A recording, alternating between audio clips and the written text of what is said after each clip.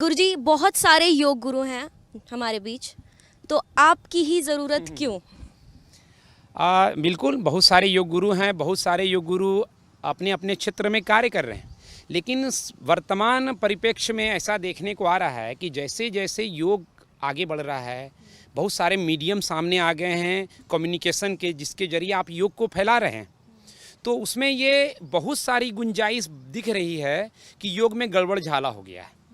गंगा गंगोत्री से निकली, लेकिन गंगा सागर तक पहुँचते पहुँचते बहुत मैली हो गई है।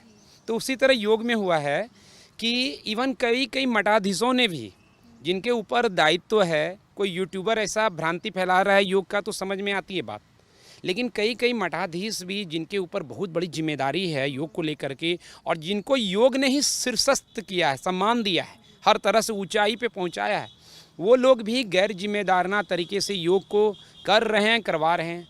योग एक पैटर्न है कि सही तरीके से अलाइनमेंट कैसे हो, आसन जब आप करते हैं सही तरीका क्या हो, सीक्वेंस क्या हो। ऐसा नहीं कि कुछ भी हम कर लें।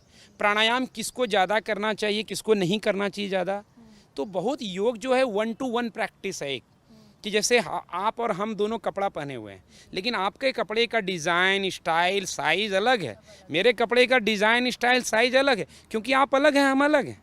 तो योग एक जैसा नहीं सबके लिए हो सकता है। जब हम इस प्रक्रिया को करते हैं तो दिक्कतें आती है।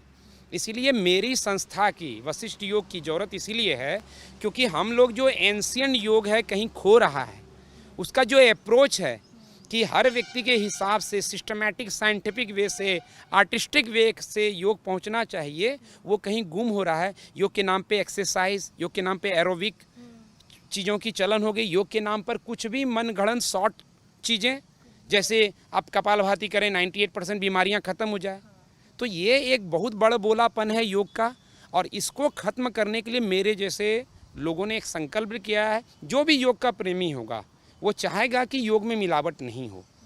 जैसे अगर हम भारत से प्रेम करते हैं, भारत से हमको प्रेम है, तो हम चाहेंगे भारत में गड़बड़ी नहीं हो, तो हम कुछ करेंगे। तो उसी तरह हम एक योग के साधक हैं, योग के स्टूडेंट हैं, तो मेरे मन में एक तड़प होगी, अगर योग में कुछ मिलावट दिखती है तो वो हमको प्रेरित करता है कि एक और व्यक्ति की ज़रूरत है। और समाज में आप देखते रहें कि कई बार कई तरह की गड़बड़ियाँ पैदा हुई। बुद्ध जिस समय आए उस समय बहुत सारा गड़बड़ी हो गई थी, कर्मकांड ज़्यादा आ गया था। तो बुद्ध ने एक अभियान छेड़ा, तो बुद्ध की जो ज़रूरत थी।